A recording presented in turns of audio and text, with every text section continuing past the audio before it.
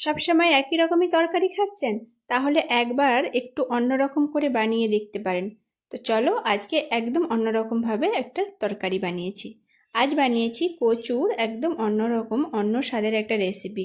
অবশ্যই কিন্তু এই পদ্ধতি একবার বানিয়ে দেখতে পারেন। আশা করছি সবার বেশ ভালো লাগবে।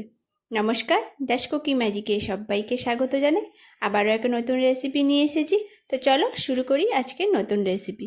প্রথমেই আমি এই গাঁটি কচু নিয়েছি। কচুগুলোকে সেদ্ধ বসিয়ে দিলাম প্রেসার কুকারে। একটা সিটি দিলেই কিন্তু কচুগুলো একদম ভালো করে সেদ্ধ হয়ে যাবে। সেদ্ধ হয়ে গেলে এবার এগুলোকে ঠান্ডা করে নিয়ে কচুগুলোকে এবার ছাড়িয়ে নেব। ছাড়িয়ে মাঝখান থেকে একটা করে কাট দিয়ে দেবো। এইভাবে করে কিন্তু সব কচুগুলোকে আমি রেডি করে নিচ্ছি।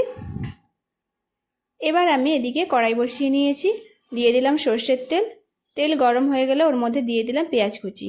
পেঁয়াজটাকে কিন্তু একটু ভালো করে ভেজে নেব, ব্রাউন করে। ভালো করে পেঁয়াজটা ভাজা হয়ে গেলে এর মধ্যে দিয়ে দিলাম আদা রসুনের পেস্ট। ওটা দিয়েও ভালো করে একটু ভেজে নেব। এবার ভাজা হয়ে আসলে ওর মধ্যে দিয়ে দিলাম আমি টমেটো কুচি, হলুদ গুঁড়ো, লঙ্কা গুঁড়ো দিয়ে একটু মশলাটাকে একটু নাড়াচাড়া করে নেব। এবার এর মধ্যে দিয়ে দেবো আমি জিরে গুঁড়ো আর ধনে গুঁড়ো দিয়ে এবার আঁচ কমিয়ে কিন্তু মশলাটাকে একটু ভালো করে কিন্তু কষিয়ে নিতে হবে। ভালো করে মশলাটা কিন্তু যতক্ষণ না কষানো হচ্ছে এটাকে কিন্তু আঁচ কমিয়ে কষাতে হবে। কষানো হয়ে গেলে এর মধ্যে দিয়ে দিলাম পরিমাণ মতো জল দিয়ে দিলাম পরিমাণ মতো নুন দিয়ে এবারে একটু যখন ফুটে আসবে ওর মধ্যে এবারে কচুগুলোকে দিয়ে দিলাম।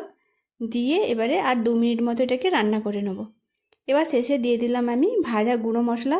গরম মশলাটাকে দিয়ে আরও একটুখানি নাড়াচাড়া করে নেব। দিলেই কিন্তু রেডি হয়ে যাবে গাঁটি কচুর একদম অসাধারণ একটা রেসিপি।